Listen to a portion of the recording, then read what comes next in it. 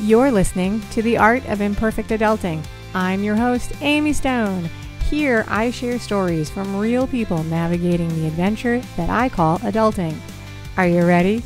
Me too. Let's do this. Well, hello, friends. So in this episode, I'm going to introduce you to Peter Stavros. We talk about his story about a severe health crisis and how that health scare shifted his life path away from practicing law to pursuing his long-held dream of becoming a writer. Now, a lot of people have a dream of writing a novel, but most of us are never going to do it. We just don't. But Pete did. And one of the things I ask him is whether or not he thinks that he actually could have or would have written these books anyway if he hadn't had the health crisis. What does he say? You have to listen to hear his answer. So if you're ready, I'm ready. Let's go. Pete Stavros, welcome to the Art of Imperfect Adulting. Thanks, Amy. Glad to be here. Glad to have some time to talk with you. Absolutely. I'm happy you're here. And are you ready for a chat? I am, yeah. Let's do it. So I start every interview asking people where in the world they are. Where on the blue marble are you when you're talking to me today? I'm in Louisville, Kentucky. We're not actually that far apart. I'm down in Miami, Florida. So, Oh, yeah. I like Miami. I go down to the Keys, not as often as I'd like to, but yeah, Well, definitely. it's a trek. It's a trek all the way down to the Keys. So for me, the closest, I mean, I'm in Miami and the closest key is 45 minutes, which is not very far, but Key West is a drive. Key Yeah, West is a drive. All right. So before we dig in, I love to learn a little bit more about the people that I'm talking to, just as people outside of your family and outside of your work. Tell me a little something about you, a hobby, a pastime, something you enjoy doing that you're willing to share with the people of the world on the podcast.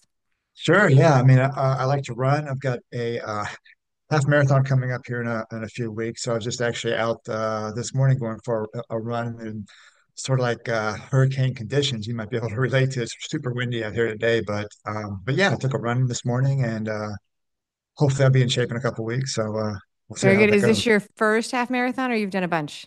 Oh, yeah, I've done a ton. Like I try to do two a year. I do one in the spring, one in the fall. And this one's kind of like it's connected to the Kentucky Derby. It's like 2 weeks before the Derby. So it's kind of like it's a big one. So it's very packed. You're running like shoulder to shoulder with people the whole time. But it's fun. It's good. It's a great place to run. And I have done a lot of running. I used to love to do the Ragnar races. They used to have one in Kentucky that was all about bourbon. Oh I yeah. never did it because the races fell apart, but it was on the list of things to do.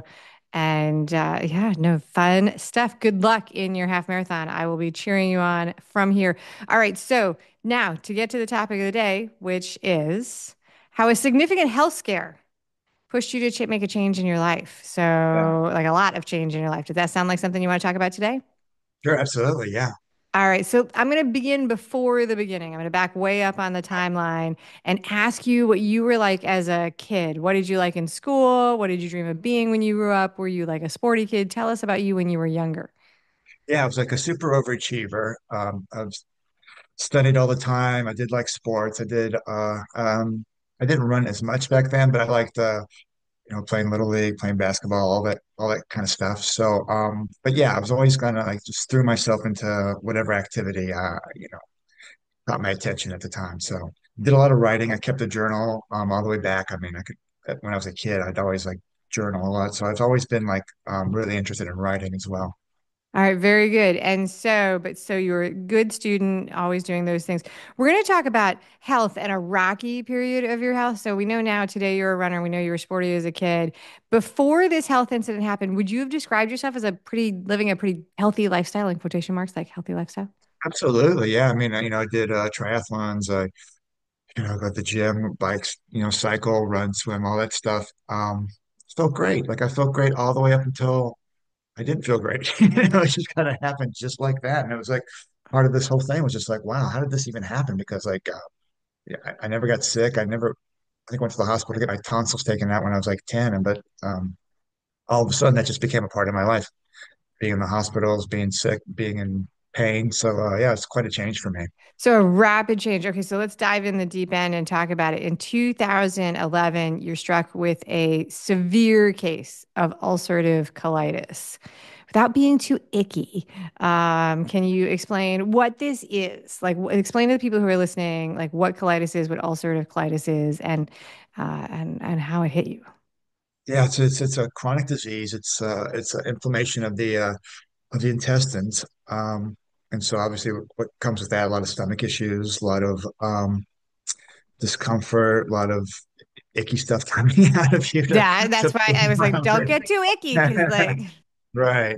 But this happened so quickly. It happened on Valentine's Day. I'll never forget because my wife and I were going to order heart-shaped pizza from this place down the street and a bottle of wine to stay and have us a quiet Valentine's Day. And I couldn't do it. I was just wasn't feeling good and progressively got sicker and sicker and sicker. And 3 weeks later, I was, diagnosed with colitis, ulcerative colitis. Um, Took some medicine. The medicine didn't take, and then like I guess 3 weeks after that, it's pretty close to the day here. It was like March 21st. I was admitted to the hospital. I'd lost like 50 pounds in those 6 weeks or whatever. Super weak, couldn't do anything. So I had they x-rayed my stomach or whatever, and they so the doctor wants you in surgery right away. It's like late at night. My colon had just like basically disintegrated, is what my understanding of it, and all the icky stuff was going around. So I had to have my colon removed like instantly that night.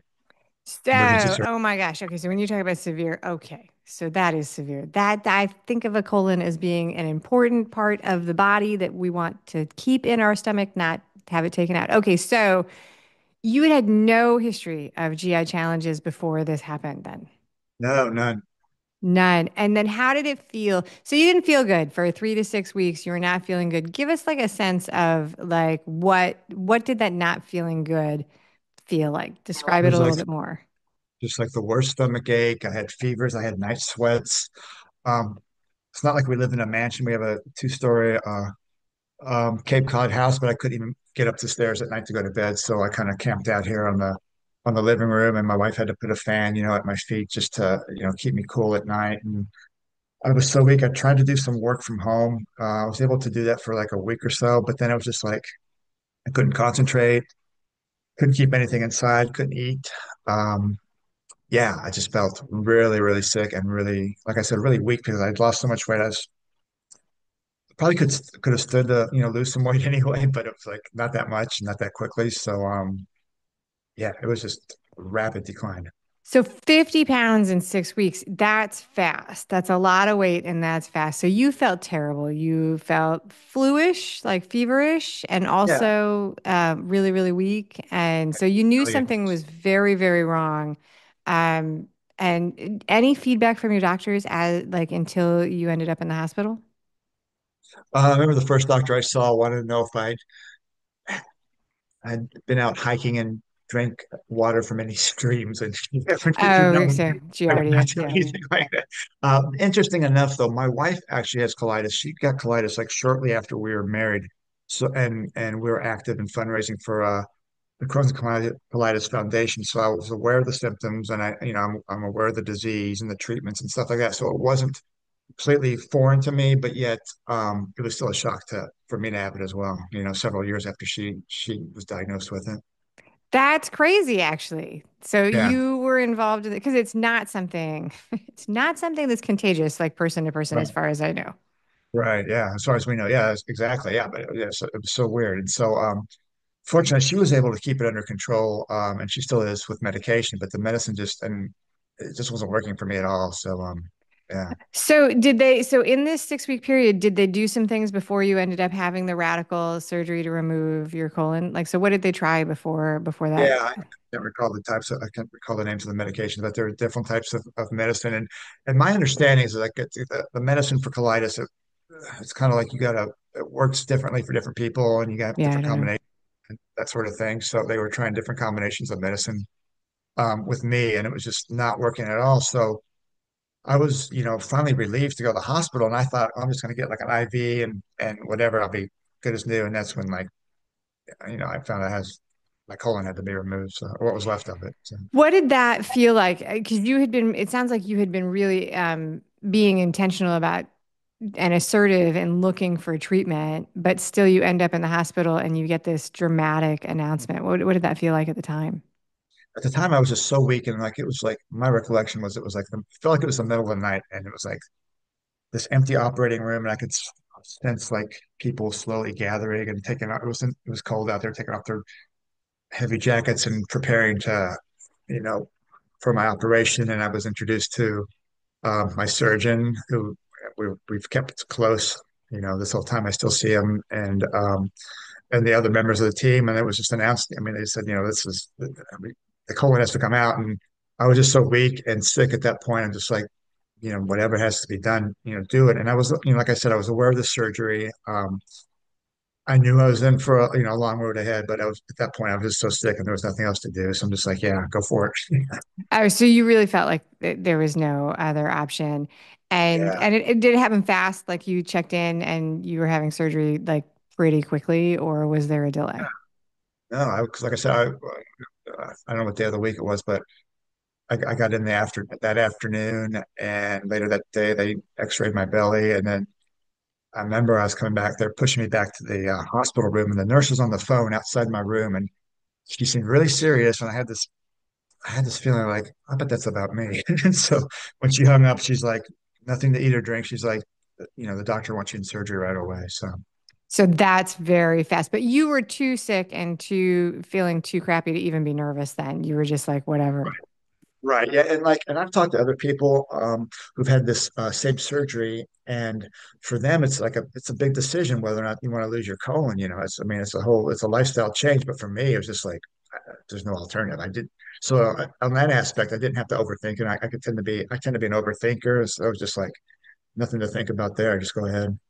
Yeah, no, this is you were in the burning building. Like it's like that, yeah, Uh, whatever I can do. Yeah, absolutely. All right. So you have the surgery, which I agree with you 100%. If somebody came to me today and they were like, "Hey, Aim, what we want to do is want to remove an organ from your body," I'd be like, "Whoa, whoa, whoa, let's talk about it." right. Um, that's a major procedure. In the intake form before this interview, you shared that it took you a year to recover to try and get back to your prior level of health. So what you had a decline before even the surgery, but then you have this major surgery. And then I'm going to guess that not having a colon changes how your day-to-day life goes, at least for a little while. What were you working on health-wise for that year? Well, like aside from my issue with the colon, because everything was sort of spilling out inside of me, I had like kidney failure, and so I had like edema. My feet were like swollen to like 40 pounds each. So Oh I my couldn't. gosh. Yeah, so I basically had to like learn how to walk again. I had to have occupational and physical therapy just to be able to get around.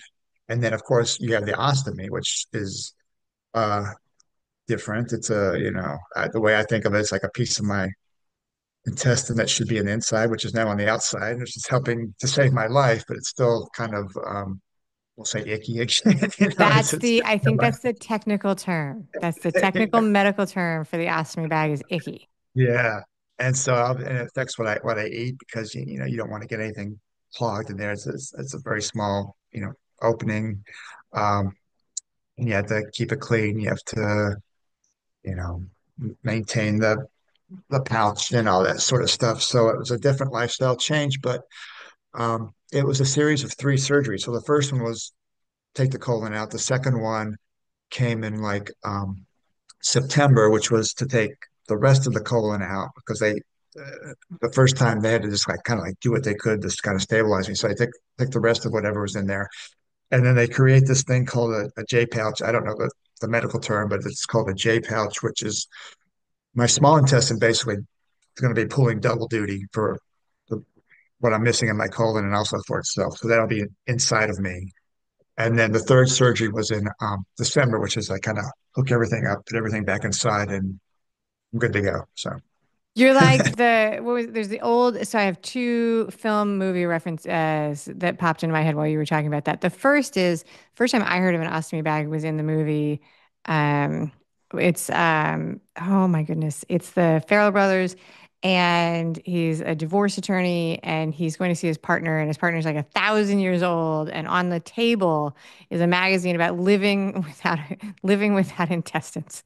After I saw the movie, what is the name of the movie? I'll think of it in a second. After I saw the movie, I was like, let me look up what that is, and I was like, oh, who knew that that's a thing.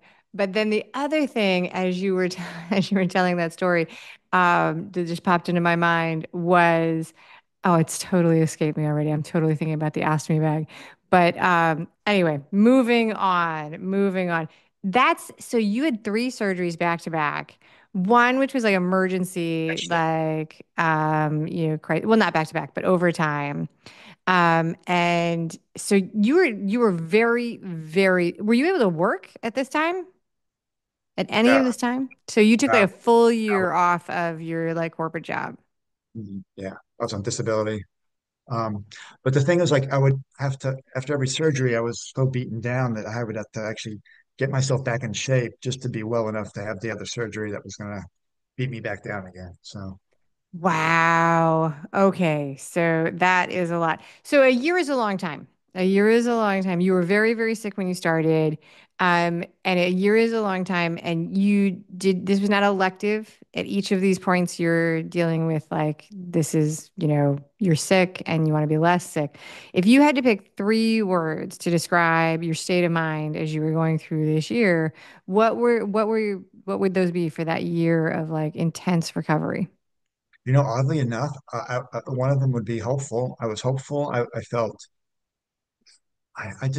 like this sort of like, I felt positive about it for some reason, even though how dire my situation was. And don't get me wrong, I was definitely bummed out about it to say the least, but yet I felt like there was going to be something uh, positive to come from this. I just felt hopeful, positive, uh, uh, uh, and um, I started writing again, and I hadn't written, I'd written, and then I went to law school, and I think when I went to law school, something shut down in my brain, the writing part of it, and so I couldn't write anymore. But then, like, I remember being in the hospital in an intensive care unit, like, whenever I woke up after that first surgery, and I asked my wife to go down to the lobby shop and get me a notebook because I'm going to start writing all this stuff down because I'm like, this is going to make a really good story when I fully recover. And so I wrote everything about it for that whole year. And that really helped me as well. So you had mentioned that you were a writer as a kid, in a journal, and then as a profession you went into law. And I happen to think of lawyers as writers because they're writing contracts or agreements or whatever briefs or what all the different kinds of of writing that lawyers do. But you had stopped writing for joy. Creatively. Yeah, and Yeah, creatively, sure, absolutely. So this is very much an acute health situation that you were going through, unexpected, and it's like continuing. But the impact of this recovery like goes totally past just the health situation that you were in your story, right? So you were unable to work, you were on disability. At some point you begin to shift and reevaluate your professional career as a result of this. So does that start with go get me a book from a journal from the gift shop, or how does that process happen? Walk me through how this unfolds. absolutely. It was just like, oh, it's like I could be a writer again.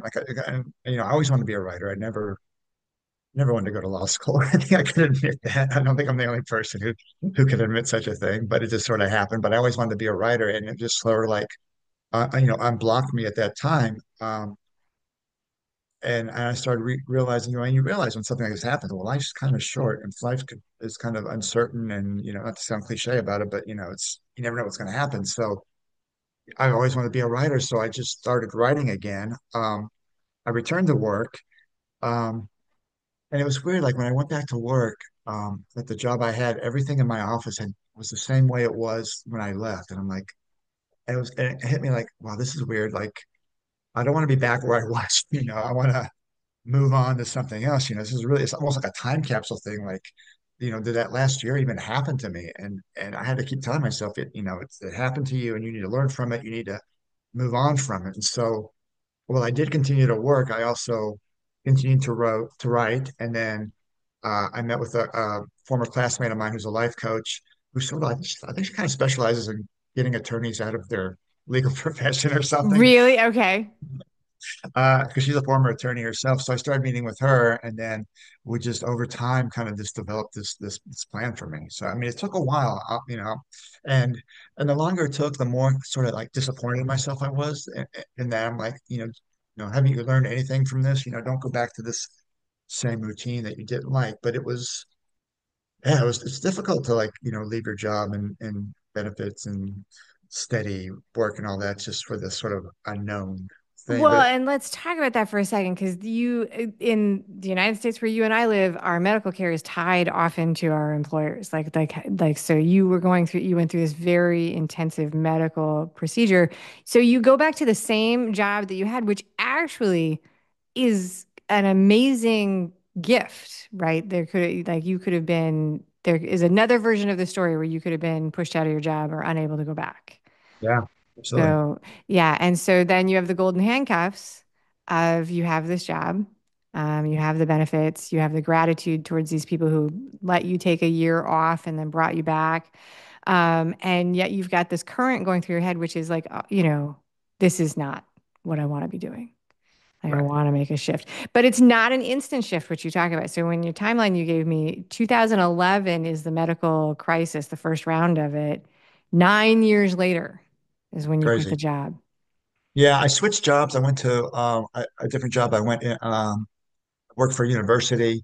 I thought that might be sort of less stressful, different atmosphere, and it was good as well because it helped also sort of like spark that um, I guess that college student that I was when I was writing and stuff like that. So it kind of sparked my creativity, and I was grateful for that job as well. But um, being a lawyer is being a lawyer, no matter, no matter where you are, is what I've discovered. So So yeah, what did you study before you went to law school? Did you study, what was your undergraduate major? great at writing. Creative writing. So this Yeah, is not like this was in there. You were a writer as a kid, you did creative writing, and then you made your deal with the professional gods and said, I will go to law school so I can pay my bills, but now you're coming back to writing. So you change jobs, so you're not at the law firm, but you're at a university, but you decide to write a novel. I mentioned this. I do think of lawyers as writers because they're constantly producing all of those documents, right? yeah. Um, it's not an unheard of wish for people to want to write a book, but did you know how to write a book, or did you have to go out and learn how to write a book? Yeah, no, I've got several books that, as they say, in my dresser drawer that haven't seen the light of day, but it was still a good practice. But yeah, as an undergrad, I wrote a book, and in grad school, I Okay. wrote a book as well. So yeah, So you knew how you had, that's an amazing head start. Okay, so then most people like don't write the books that they have in there. I think it's something crazy like 80% of adults say that they'd like to write a book. Most people like don't actually do it. How did you make the jump from the manuscript in your drawer to quitting the job and pitching the book or publishing the book, however yeah. it I came mean, to like be? you said, yeah. I finally just had to make that. I had to make that move, and after I was really kind of sort of miserable in the last job I had, nothing to do with the place itself, but just with being an attorney. And I remember I had sort of this dream or whatever where the whole plot of this book was like played out in my head, almost like I was watching it in a movie, and it got me really sort of jazzed up to like, okay, let's go for it. Let's just quit this job and devote everything to the book. And I had the support of my wife, who was very supportive of me in that. And so it was March of 2020 that I went to my boss's office and just very nicely said, it's time for me to move on or whatever. And then the next week, the world sort of I shut was gonna down. say, if you had waited? I was gonna ask you when this was because, like, you could have skipped that meeting, maybe. I could have skipped it. Although on the other hand, if I would have waited and then, everyone's like locked down and all that, then I would have felt kind of guilty for leaving the my department, I guess. Um, and that was like one of the concerns I had was, okay, you're going to leave this job and you're going to be home alone. Well, everybody was home alone, so it was sort of like an easier transition. But then I had tons of time to go ahead and yeah, to write. To go ahead and write. You had the support of your wife. What were your Yeah. fears? What were you afraid of in making this jump? Uh, you know, um, the uncertainty of it. I'm very much someone who likes a routine, who likes something, steady, well, obviously like a steady income as well. So I didn't have Yeah. that then. I've since moved on to do some. I still do like legal consulting work on the side remotely to pay the bills. But yeah, there's just that fear of the unknown, and like I said, the fear of like being alone all day in a quiet house. So it turns out my wife was, sitting here at the dining room table working while I was on the couch writing my book. So it was good that way. We kind of had that, so I had like company of somebody around. But other than that, no, those were that was it. I just knew that I had to do this. You just felt the drive that you needed to do it. All right. So you write the book. The novel is called The Thing About My Uncle. It released in August of 2024. Yeah. I checked. It's available in all the places that I order books. It's out there. A more forward-looking host would have ordered the book and read it before it got here, but I ordered it getting ready for today. I will have read it by the time it goes live. It will go on the bookshelf with the other authors I've gotten the chance to interview, so that'll be super fun.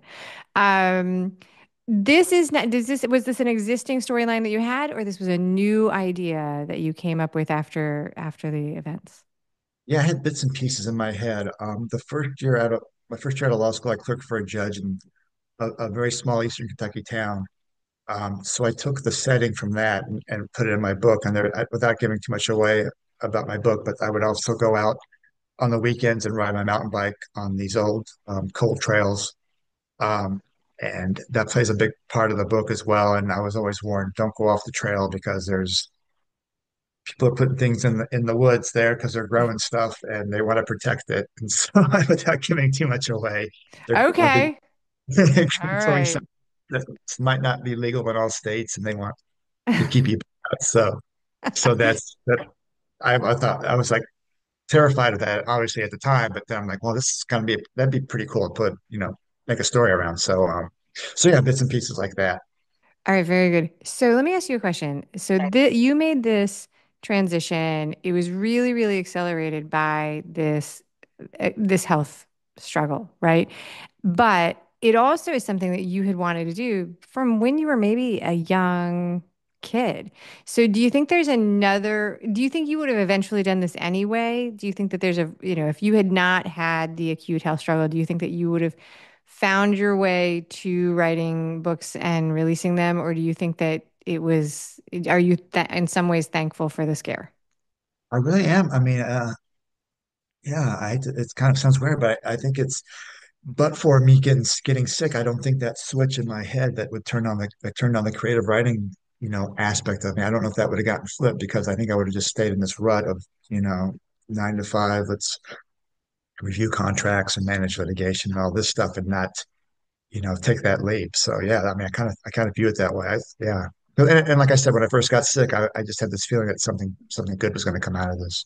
That's interesting. So we call that like the mind body connection, right? It's like when your body failed, then you began to look at other things like Huh. it's just like it's the drop in the pond and it touches everything else. So that's an interesting. All right. So you gave me specific links for the books. I'm going to put those in the show notes. They'll be on YouTube, on Apple, on Spotify. They'll be in the email newsletter that I send to everybody who subscribes. So if you're listening and you're out for a walk or in the car, you don't have to scramble for where to find it. Just sign up for the email list at Imperfect Adulting, and I'll send it right to your email list.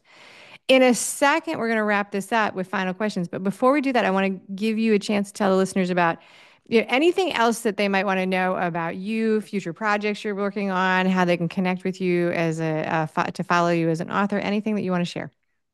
Yeah, I mean, I've got a website. It's www.peterjstavros.com.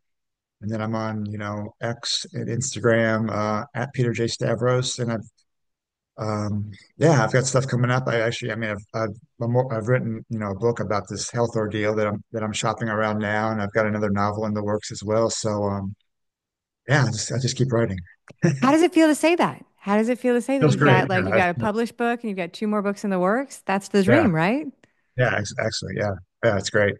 Oh my gosh, that's amazing. All right, so now, if you're ready, I'm going to ask you the three final questions. We'll wrap this up. Are you ready? Rapid fire just for fun. Don't worry about it. Whatever comes to mind. We'll start with an easy one. I think I could guess this now, but I did not know anything about you when I wrote this down. Are you a morning or an evening person? Oh, yeah, I get a lot of work done in the morning. So I would Yeah, have guessed that because of the runner triathlete thing, because those races don't happen usually in the right. afternoon. before I I can. don't know whether or not I was born a morning person or it was beaten into me by cross country training, but I am a morning person also. All right. So this episode is actually going to come out after the spring holidays, and I know that you've got a particular diet this could be a terrible question actually. Now that I think about it, because you have probably have a careful diet. But if I offered you three choices of sort of Easterish spring candy, which of these would you choose? Jelly beans, Peeps. Do you know what Peeps are? The Peeps? Absolutely, yeah. Okay. Or a milk chocolate in the shape of an egg. Which would you choose? It's funny because when I was sick, it was around Easter time, and there were very few things I could eat, but I could eat jelly beans. I ate like a ton of jelly beans all the time. So yeah, that's definitely go with jelly beans. Okay. And do you eat the black jelly beans? Because that's the controversial question, right? Do you eat the black ones or not? Yeah, no, I like them all. Yeah. You like them all. All right, very good. Okay. Now, you've got plenty of life experience. I want you to think about the worst travel experience you've ever had in your life. So, the worst travel experience you've ever had, worst hotel or travel or plane or whatever. Where was it and what happened? Oh my gosh. Probably, I guess me and my buddy in college, we went to Myrtle Beach shortly after, I guess it was Hurricane Hugo. And we had made the reservations before, and we kind of kept the reservations, and the hotel pretty much there wasn't much to it, so they hadn't really done much to clean it up or anything. The pool was full of mud, and we made the most of it. But yeah, it wasn't a five-star resort to say the That is least. so you did was it one of the Myrtle Beach hotels that has the lazy river in it? Like the Yeah, yeah. yeah. I just remember just a ton of mud, but it was So fine. funny. That's so funny. Myrtle Beach can be a lot of fun, but it's a unique place. It definitely is. All right. That's it, Pete Stavros. Thank you so much for being a wonderful guest today on the show. So much. I really enjoyed it, Amy. Thank you. Thank you for listening today. I hope that you enjoy the show. And before I go, I want to encourage you to become a bigger part of the conversation. Obviously, subscribe wherever you're listening to the show. Listen to more episodes. That'd be great. Obvi again, please write a review and tell your friends about the show. That truly is a great help for getting the show in front of new people. Okay, but more fun for you yourself, head over to imperfectadulting.com and join the email community. You'll get some free stuff right away, and that way you'll begin to get the emails about the podcast. This includes the links for the special offers from the guests, and it's the only way to get that. Also, if you aren't in the mood to listen, I actually include an article directly in those emails.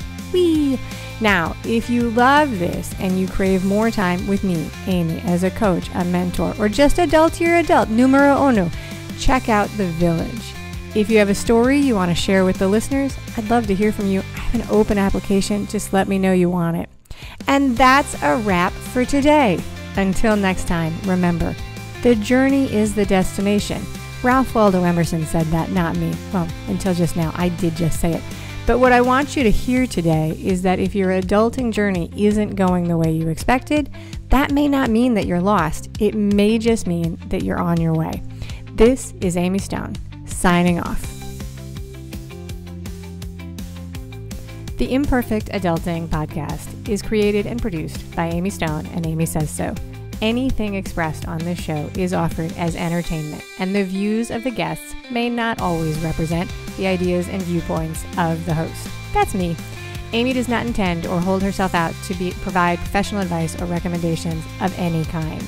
In the end, you and you alone need to make those kinds of decisions based on your personal and individual situation, needs, circumstances, and comfort level.